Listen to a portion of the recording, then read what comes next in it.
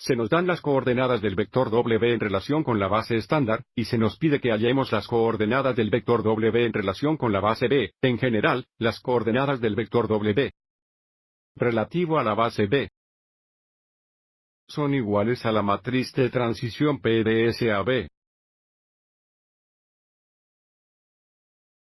multiplicado por las coordenadas del vector W en relación con la base estándar. Y la matriz de transición de S a B es igual a la inversa de la matriz de transición de B a S, multiplicado por las coordenadas del vector W en relación con las bases estándar, y la inversa de la matriz de transición de B a S es igual a la inversa de la matriz formada usando los vectores base en el conjunto B, por lo que necesitamos encontrar la inversa de la matriz de 3 por 3.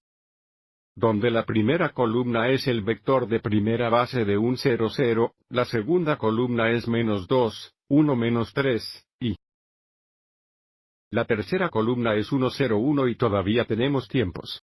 Las coordenadas del vector W en relación con la base estándar, que sabemos que son -12 para -15. El siguiente paso es encontrar la inversa de esta matriz de 3 por 3, que ya he hecho para ahorrar tiempo. Para la matriz inversa, la primera fila es 1 menos 1 menos 1, la segunda fila es 0 o 1, 0. Y la tercera fila es 0, 3, 1. Y entonces todavía tenemos multiplicadas por las coordenadas del vector W.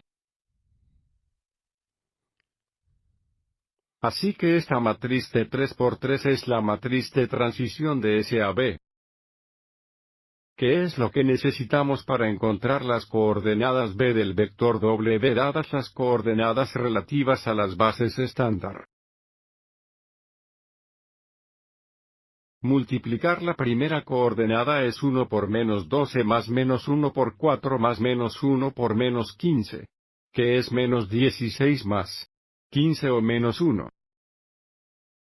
La segunda coordenada es 0 por -12 más 1 por 4 más 0 por -15, que es 4, y la tercera coordenada es 0 por -12 más 3 por 4 más 1 por -15, que es -3.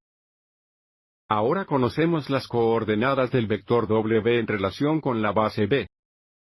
R-1, 4, -3. Espero que te haya resultado útil.